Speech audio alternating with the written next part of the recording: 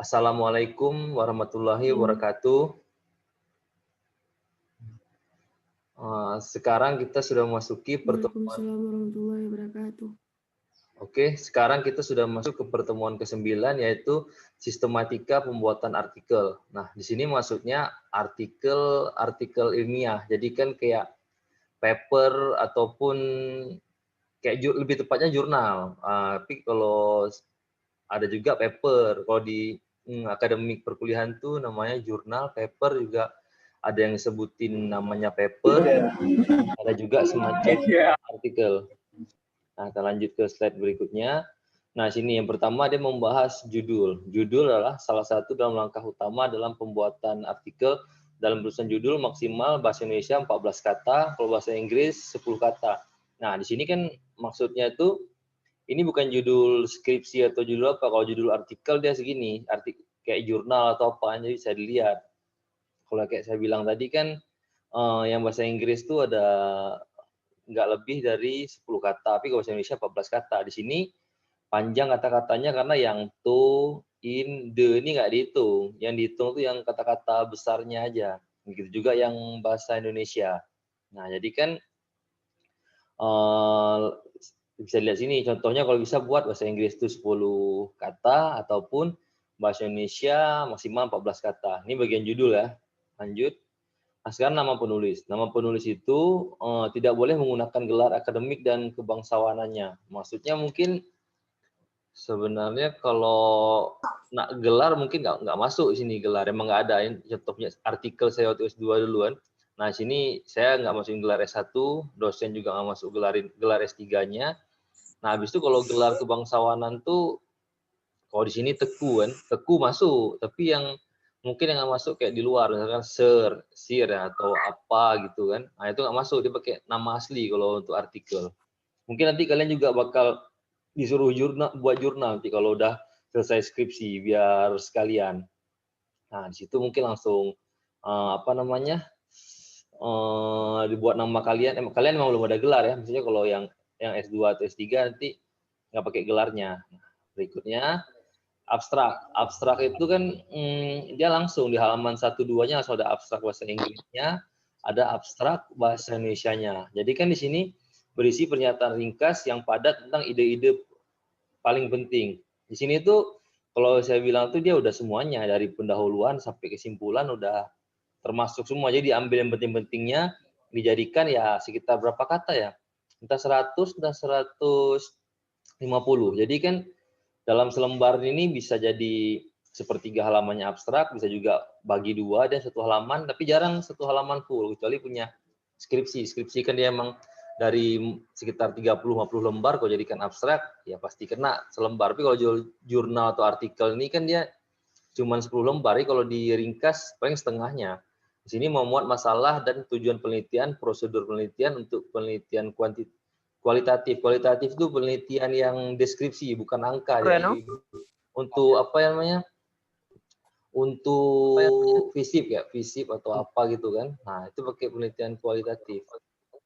Dan kemudian di sini dan ringkasan hasil penelitian bila dianggap perlu juga kesimpulan akan dimasukkan. Nah, di sini kan biasanya ada di sini membahas harus kesimpulan, hasilnya atau apa dibahas di hasilnya atau abstraknya.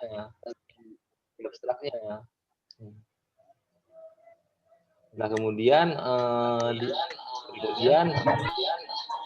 kata kunci. Kata kunci itu merupakan kata untuk memudahkan kita menjabarkan tulisan.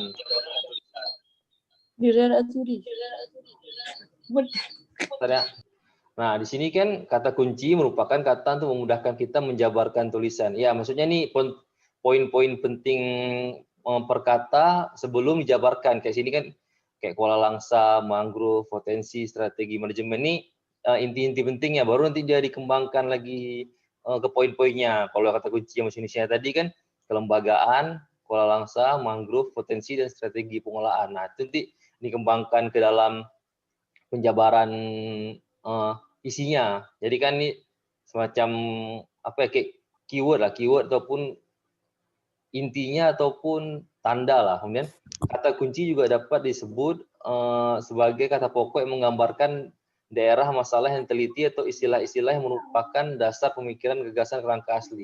Nah, di sini biasanya orang isi nama daerahnya, kayak saya ini Kuala Langsa, kemudian dasar pemikiran tuh misalkan potensi, strategi atau pengolahan gitu. Nah, di sini kan nanti ada lagi nih berupa kata tunggal atau penggabungan kata. Kalau kata tunggal tuh ya kayak kelembagaan ini, habis itu mangrove, potensi. Ini kalau penggabungan kata tuh Kuala Langsa atau strategi pengolahan. Nah, di sini kan kata kunci diperlukan untuk komputerisasi sistem informasi ilmiah. Dengan kata kunci ditemukan judul-judul penelitian beserta abstraknya dengan mudah. Nah, di sini kan saya mau buat kuis lagi kan. Di sini nanti kalian jelaskan. Ini kalau di bahasa ilmiahnya atau bahasa jurnal tuh kata kunci diperlukan untuk komputerisasi sistem informasi ilmiah. Kalau di bahasa sehari-hari ini, misalkan kayak kalian nulis pesan di IG atau FB, kata kunci ini sama dengan apa nanti maksudnya? Tapi nanti aja kalian jawab pas saya ngabsen ya. Tapi kalau ada yang tahu jawabannya nanti langsung jawab aja. Nah, berikutnya pendahuluan. Di dalam pendahuluan berisi uraian tentang latar belakang, tujuan, dan manfaat. Kemudian pendahuluan tidak ditulis dengan subjudul. Nah, di sini maksudnya pendahuluan itu dia berisi tentang latar belakang kalian meneliti atau mengkaji suatu permasalahan, kemudian manfaatnya itu apa, dan tidak ada subjudul. Tidak ada subjudul maksudnya 1.1 latar belakang, 1.2 manfaat, 1.3 tujuan. Enggak apa ya, enggak terpisah, dia langsung nyambung jadi satu. Dan kemudian metodologi penelitian. Metodologi penelitian sepertinya ya pasti waktu dan lokasi, pengumpulan data, itu juga metode yang dipakai ya umum lah. Kemudian terdapat juga tinjauan pustaka hanya berisi teori yang relevan. Jadi di metodologi penelitian itu kan nggak langsung keluarin rumus dia, langsung ada uraian sedikit lah, separagraf dua paragraf itu ada pengantarnya. Di situ yang sekalian tinjauan pustaka. Kalau yang skripsi kan tinjauan pustakanya dia langsung di bab khusus lah, ada bab khusus tentang tinjauan pustaka. Kalau di sini di metodenya itu ada pengantar dulu, kayak contoh nih analisis travel cost method tuh sebelum rumus dia ada menurut siapa, habis itu juga yang biomasa karbon itu juga ada menurut siapa dulu sebelum rumus. Nah, itu maksudnya metodologi penelitian. Kemudian ini hasil penelitian. Hasil penelitian berisi uraian tentang hasil penelitian yang telah kita amati, maksimal disusun 20% dari keseluruhan. Nah, sini maksudnya keseluruhan tulisan. Hasil ini dia bukan hasil keseluruhan ya, maksudnya kayak masih data awal aja. Sementara kan nanti ada pembahasan lagi, jadi ini hasil aja, nanti ada pembahasan. Hasilnya tuh nggak boleh banyak lah, 1/5 dari naskah, nanti baru ada pembahasan. Ini kayak contoh hasil kan, kondisi umum wilayah studi itu ya koordinat di situ, berbatasan dengan mana, nggak perlu dideskripsikan, cuma tulis yang fakta-faktanya aja. Dideskripsikan itu di pembahasan. Nah, kemudian juga nih pengolahan potensi ini atau strategi pengolahan yang sedikit aja dulu, nanti dibahas. Langsung jenis kerapatan vegetasi ini mungkin angka-angkanya aja, tabel atau apa, nanti bahasnya di depan nanti di pembahasan. Nah, ini pembahasan berisi tentang hasil penelitian dan implikasi yang dihasilkan dari penelitian. Nah, maksudnya nih data tadi udah dideskripsikan ataupun dikaji ataupun ingin diolah seperti apa, di situ dibahas di pembahasan. Kemudian pembahasan ini adalah inti dari artikel jurnal atau artikel dan maksimal disusun 50% dari keseluruhan tulisan. Jadi kan di sini nih boleh banyak, tapi tidak boleh lebih dari 50%. Maksudnya tuh nggak boleh lebih dari setengah lah bagusnya. Tapi umumnya intinya di hasil dan pembahasan ini, karena kan kalau yang pendahuluan latar belakang metode itu ya masih umum, tapi inti penelitian kalian tuh waktu dua artikel di bagian pembahasan. Dan kemudian ini contoh pembahasan yang punya saya tadi contoh yang punya orang ya, sorry. Nah, ini contoh yang punya orang saya ambil, ada model yang artikelnya satu baris, tapi kalau yang dua baris yang kayak gini tidak, langsung yang pentingnya aja.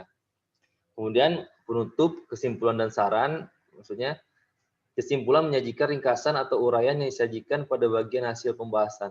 Nah, di sini ringkasan dari yang telah kalian lakukan, maksudnya misalkan kalian tujuan penelitiannya di bab 1 itu apa, metodenya apa, habis itu hasilnya juga sesuai yang tujuan tadi, bahwasanya nanti ikan karang sini banyak spesiesnya, terumbu karangnya mungkin masih sehat, terus masyarakat juga menjaga terumbu karang. Apa yang kalian tujuannya itulah yang buat di simpulan. Misalkan di tujuan penelitian ada 3, hasilnya juga 3. Kalau tujuannya ada 4, hasilnya juga 4. Ataupun hasilnya lebih banyak, lebih bagus. Tapi jelas hasilnya tidak boleh lebih sedikit daripada tujuan. Dan kemudian saran yang disusun berdasarkan kesimpulan yang telah ditarik. Nah, jadi berdasarkan kesimpulan yang sudah kalian buat, baru kemudian ditarik saran. Jadi sarannya itu jangan saran yang lain lah. Bagusnya sarannya itu berdasarkan kesimpulan yang kalian buat tadi, baru bisa tarik saran. Kemudian saran-saran bisa mengacu kepada tindakan praktis itu semacam kasih seruan bahwasanya untuk menjaga ekosistem ini kita perlu melakukan rehabilitasi ataupun perlu melakukan monitoring, ada semacam tindakan lah atau seruan. Kemudian atau pengembangan teoritis. Pengembangan teoritis ini pengembangan metodenya. Misalkan sarannya kita perlu mengkaji tentang sistem co-management, bagaimana manajemen suatu kawasan bersama masyarakat, bagaimana pola kerjasamanya, itu mengembangkan teori. Kemudian ada juga penelitian lanjutan. Penelitian lanjutan ini maksudnya, tapi penelitian lanjutan ini sering ditulis di mahasiswa. Perlu diadakan penelitian lebih lanjut tentang apa. Nah, kebanyakan sarannya kayak gitu. Jadi kan bagusnya ya yang diutamain tindakan praktis lah. Kemudian pengembangan teori, baru penelitian lanjutan. Berikutnya pustaka rujukan, ini contoh pengambilan daftar pustaka. Kalau bisa kan di sini 10 tahun terakhir sih, bagusnya 5 tahun terakhir. Cuma kalau 5 tahun terakhir itu agak susah bagi anak-anak S1 karena dia agak susah nyari bahannya. Tapi kalau yang S2, S3 mungkin bisa 5 tahun terakhir. Kalau S1 ya 10 tahun terakhir aja biar nggak capek. Nah, contoh daftar pustakanya ini kan, ini kalau artikel dari satu penulis dan satu editor. Sini si penulisnya, dia ada editornya disunting oleh apa. Tapi agak jarang ketemu ini, karena kalau di Indonesia biasanya dia buku ditulis sendiri, cuman yang disunting ini nggak kelihatan, dia nggak nampakin, cuman dia nulis sendiri. Kalau di luar tuh ada disunting, biasanya itu kalau bukan dikaji ulang sama orang ahlinya, ataupun diperiksa lagi lah bukunya, ataupun dikaji ulang. Maksudnya ini dia udah ngeluarin tahun berapa, tahun 1990-an lah, zaman dulu. Jadi kalau yang baru tuh, baru dia sunting lagi tahun 2010 misalkan, jadi kayak diperbaharui. Kemudian ini contoh yang kedua tuh, buku lebih dari 2 penulis, ya Rahman et al. Et al ini, lupa saya singkatannya. Kalau bahasa Indonesia tuh dan lain-lain. Ada kawannya tuh lagi biasanya, di bukunya tuh. Karena nggak mungkin tulis semua, ditulisnya satu. Nah, kemudian di sini, buku satu penulis ya ini Taylor Robert nih, Robert Taylor lah dibalik kan. Nah, ini satu buku. Kemudian jurnal atau penulis, jurnal itu atau artikel.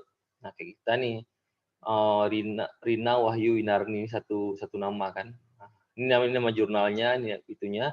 Kemudian jurnal 2 penulis, ini 2, Lili Wiratno dan Muhammad Gifari. Tapi kalau 2 jarang et al, 2, 3 masih ditulis. Kalau udah 4 atau 5 et al. Tapi di situasi tertentu kadang-kadang 2 pun dibuat et al. Oke, sampai sini aja lu bahannya nih. Sambil tadi yang kalau menjawab kuis yang tadi silahkan jawab. Kalau ada yang mau bertanya silahkan bertanya sambilan saya absen ya.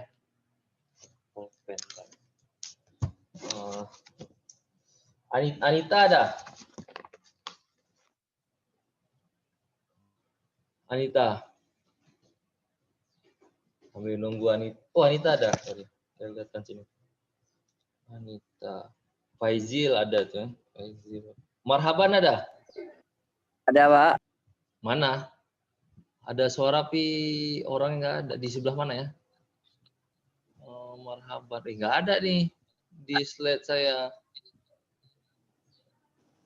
Nggak ada nih. Bentar ya. Nur Amisa kayak ada tadi sebentar masuk ya. Oh, ada Nur Amisa. Ada. Kan? Said ada. Husnul tadi ada di awal kan. Putri. Oh, Putri ada. Siju ada. Yuni ada. Ada, Pak, ada. Ya. Nur Karya mana? Nur Karya nggak ada ya? Nur Karya nggak ada. Ilham nggak ada, Fazliadi ada, Habil ada. Berarti yang belum ada itu Anita ada. Oh bukan, tadi tanggal, sorry. Yang nggak ada itu Marhaban, Nur Karya, sama Ilham. Belum ada kan? Jil, Pak Gaji. Apa? Cuman itu aja yang belum ada bertiga tuh. Si Marhaban, Nur Karya, sama Ilham. Ini sambil nunggu, ada yang jawab nggak kuisnya? Saya ulang sekali lagi ya. Nah, kalau keyword itu di artikel dia namanya keyword. Nah, fungsi keyword itu diperlukan untuk komputerisasi dalam sistem informasi ilmiah. Jadi kan, kalau kita ngetik keyword misalkan kelembagaan atau kualangsa atau mangrove, salah satu dari sini, ataupun kalian ketik 2 biji aja nanti muncul jurnal, artikel atau buku yang terkait tentang poin-poin ini. Jadi kalau muncul poin-poinnya kan bisa enak kalian cari, daripada kalian bingung cara carinya kan harus ketik keyword nih. Cuman kalau di bahasa sehari-hari, misalkan kalian di Instagram atau FB, keyword ini bahasa lainnya apa? Satu kata aja, itu jawaban kuisnya. Ada yang bisa jawab nggak? Disebut apa keyword ini? Yang udah kuis si Yuni Manita saya lihat. Yang lain masih bisa jawab. Jawabannya satu kata aja cuman. Ada yang bisa jawab nggak nih? Nah intinya tuh saya ingin jelasin. Tahu nggak sih? Kalau di artikel tuh keyword. Kalau di bahasa sehari-hari itu apa gitu? Biar kalian paham. Oh, kalau di bahasa sehari-hari, oh ini tuh disebut. Oh berarti kalau kalian tahu bahasa sehari-harinya apa, berarti tahulah fungsi itu apa. Oh Faizil, oke. Apa Jil? Satu kata aja. Twitter ya, Pak. Apa? Twitter ya. Liter. Ya, keyword. Bukan. Sama lain keyword atau kata kunci itu kalau di bahasa IG atau FB. Itu bahasa hari-harinya. Kalau kalian tahu itu berarti tahulah fungsi dari keyword ini apa. Faizil salah tadi, masih bisa yang lain dulu nih. Oke, Pak. Bentar, Pak. Cari aja lagi, saya tunggu nanti. Kalau sampai dah lama kali nggak jawab, ya saya jawab juga nanti. Satu kata, dia berapa huruf ya? 6 ini. 6 alfabet lah. 6 alfabet, satu kata. Sering kalian dengar tuh, nggak mungkin nggak pernah dengar tuh. Apa nama lain kata kunci atau keyword di bahasa sehari-hari kita. Dia bisa dipakai di IG atau FB untuk memudah memilahkan sesuatu yang ingin kita cari. Pak. Siapa tuh? Said, Pak. Oh, Said. Tunggu, saya dulu, Said. Nama gimana tempat, itu? Pak. Kayak mana? Nama tempat? Iya, Pak. Bukan. Saya bilang kan cuma satu kata, dia cuma tulisannya ada 6. 1, 2, 3, 4. Ada 6 setahu saya. Berarti salah ya. Si Husnul coba. Si Husnul mau jawab ya? Pak, belum jawab, Pak. Fungsi, Pak. Terus Husnul dulu, Husnul. Fungsi. Fungsi salah. Saya kasih kunci, kata kunci lagi kan. Satu kata, 6 huruf, itu bahasa Inggris. Bahasa Inggris ya. Pak, Faizil mau jawab lagi, Pak. Si Habil dulu nggak tadi? Gimana, Bil? Faizil, Pak. Taruh, si Habil dulu. Hashtag, Pak. Apa? Hashtag. Ya, jawabannya tuh hashtag. Maksudnya tuh kan, kalau di artikel ilmiah kita kata kunci, kita masuk itu mencari artikel. Tapi kalau di sehari-hari kayak di G2FB, namanya hashtag. Berarti yang udah kuis di mata kuliah karya ilmiah ini si Anita Mayuni di pertemuan sebelumnya mungkin atau offline. Yang kali ini si Habil lah. Oh ya hari ini. Ada yang mau tanyain lagi nggak sebelum saya tutup? Sebelum saya tutup, ada pertanyaan nggak? Nggak ada, Pak. Nggak ada ya. Oke deh. Kalau nggak ada, saya tutup aja ya. Sekian sekian pertemuan hari ini. Ada yang kirim pesan ya? Siapa nih?